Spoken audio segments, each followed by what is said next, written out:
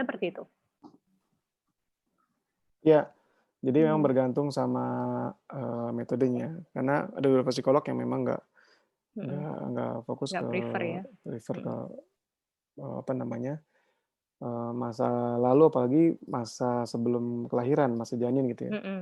Tapi ada beberapa juga yang memang memang punya metode untuk, fokusnya ke arah situ gitu ya. Mhm. Anyway, mungkin dari pertanyaan berikutnya dari saya kali, Mhm. untuk sebagai bahan diskusi. Berarti kalau misalnya itu kan berarti psikolog kan punya beberapa metode ya, Mhm. ada berbagai metode. Terus kira-kira buat teman-teman yang mau ke psikolog, milihnya gimana nih? Milihnya yang kayak gimana nih gitu? Bikin susah, ini ciri-ciri teman bikin susah teman lainnya tuh kayak gini. Jujur ya kalau di Indonesia ini Firman entar boleh juga nambahin, di kita tuh belum ada Mhm, sih se-open itu untuk bilang, kalau mau ke psikolog tuh psikolog apa. Kalau Firman nih ahlinya CBT nih teman-teman. Firman tuh belum ada, maksudnya orang belum, Firman mesti branding dirinya sehingga orang tahu kalau gue butuh CBT, gue akan ke Firman gitu. Tapi kalau di kita, apakah itu ada spesialisasi kayak dokter, rasa-rasanya belum nyaman. Kayak Firman ahli CBT, teman lain ahli forgiveness gitu, belum ada sih rasa-rasanya. Tapi mungkin sebenarnya gini sih, yang biasa, yang praktis atau yang simpel yang aku suka sampaiin nih teman-teman ke tiap klien adalah, aku akan bilang tiap psikolog punya approach atau pendekatannya masing-masing. Jadi bukan berarti satu dan yang lainnya lebih baik atau lebih buruk. Hanya saja apakah approach-nya itu sesuai dengan diri teman-teman. Orang-orang yang lebih suka yang mungkin menggunakan pemikiran, restrukturisasi kognitif akan cocok sama Firman nih, karena Firman keahliannya di sana.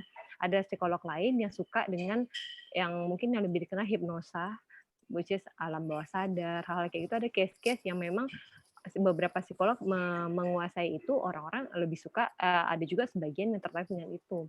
Atau ada yang suka dengan client center, yang dimana segala sesuatunya didasarkan pada kesediaan klien dan proses dalam dirinya klien. Jadi psikolognya hanya memfasilitasi atau perannya lebih sedikit daripada si uh, daripada si kliennya, klien yang lebih dominan. Jadi dari mana taunya sebenarnya nggak tahu man. Kalau menurut gue sejauh ini belum ada nih yang klien bisa tahu Firman nih jago apa, aku oke. misalnya jago apa.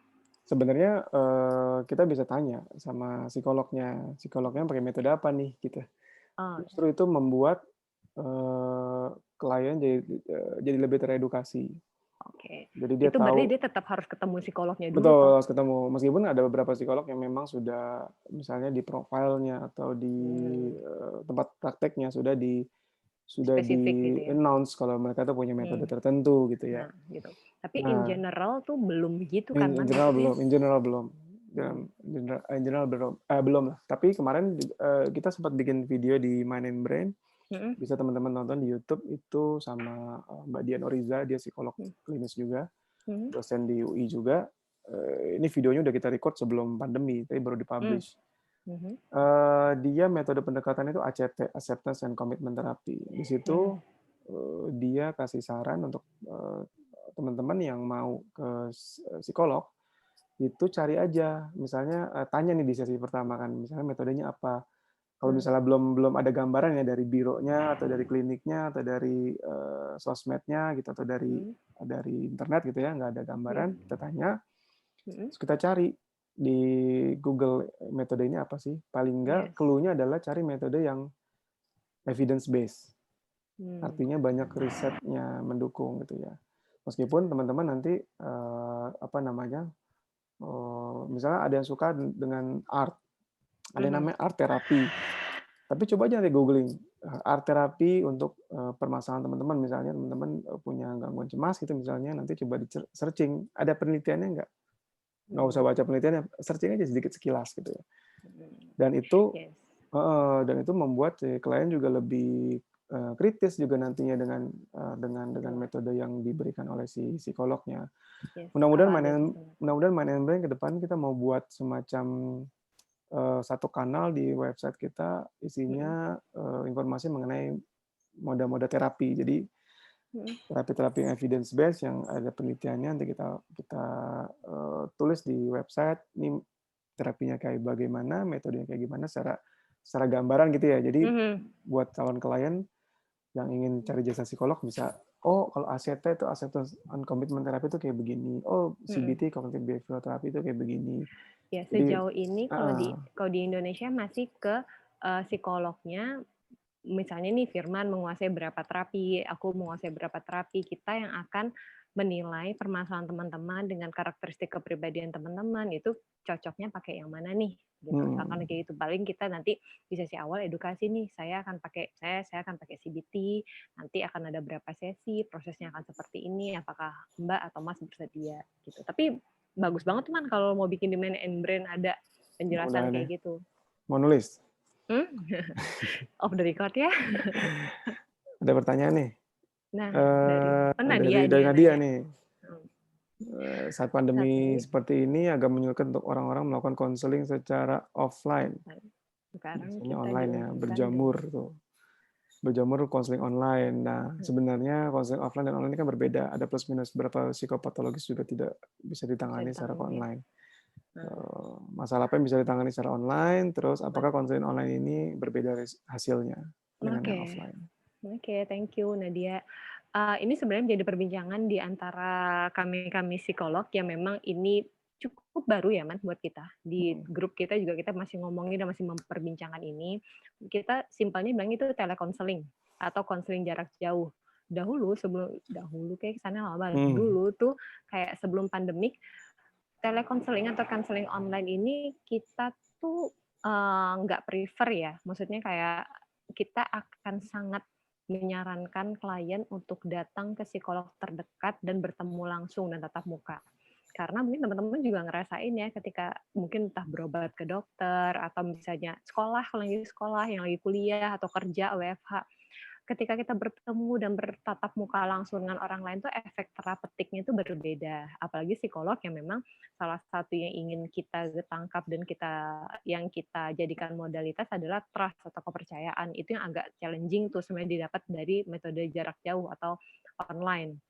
Tapi Hmm. karena situasi seperti ini di pandemik memang ada dari pihak APA-nya sendiri, American Psychology Association-nya juga membuat beberapa rules sehingga konseling jarak jauh ini tetap memungkinkan dan tetap menjaga hak-hak klien sebagai pengguna jasa.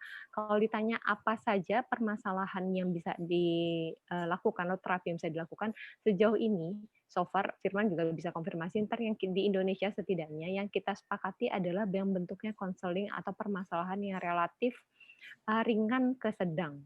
Tapi kalau sudah gangguan berat atau yang butuh terapi secara intensif, gangguan ini ketika disebut gangguan itu berarti sesuatu yang sudah dysfunctional ya, yang udah mengganggu dia di kehidupannya entah berkeluarga atau di kantor dan seterusnya gitu, gangguan kepribadian itu tuh kita akan lebih menyarankan untuk bertemu langsung karena beberapa teman-teman termasuk Firman nih masih berpraktek secara offline.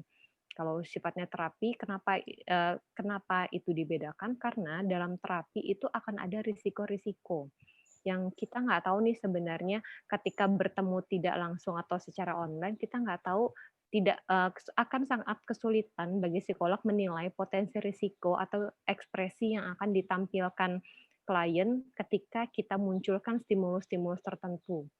Yang saya maksud ekspresi misalnya bisa jadi beberapa klien belum cukup siap dipaparkan dengan beberapa masalah yang dia belum ketahui sebelumnya, itu tuh bisa jadi orangnya akan breakdown, akan nangis, akan histeris dan seterusnya. Yang itu tuh eh, sangat tidak diinginkan ya karena akan merugikan dan menyalahi kode etik juga khawatirnya. Makanya untuk kasus-kasus seperti itu biasanya kita prefer bertemu langsung untuk terapi-terapi yang kita tahu permasalahan yang terjadi sangat dalam, risiko-risiko klien mengalami hal-hal yang tidak diinginkan atau ya kesulitan mengelola emosinya sendiri juga besar, itu tuh biasanya kita tidak menyarankan untuk untuk melakukan konseling melalui online gitu. Tapi kalau misalnya kayak tadi tuh kayak yang mungkin kalau kita pakai continuum tadi healthy sama reacting tuh kita masih bisa tuh tanganin. Atau kalau misalnya di injured, kita akan lihat dulu nih secara spesifik, ada nggak sih kayak kalau kita menyebutnya kemungkinan-kemungkinan yang akan membuat dirinya harmful, entah untuk dirinya sendiri atau orang lain setelah proses konseling kalau dilakukannya secara online. Ada hal-hal yang memang kita nggak bisa gitu, nggak bisa merasa ini terlalu berisiko, itu kita biasanya nggak. Kalau yang gangguan biasanya kita prefer atau yang ill tadi yang paling kanan itu biasanya kita prefer masih offline sih, gitu. Gitu, ada yang mau tambahin, Man? Udah cukup, sepakat sepakat. Iya. Oke, Lanjut tuh gitu. ada pertanyaan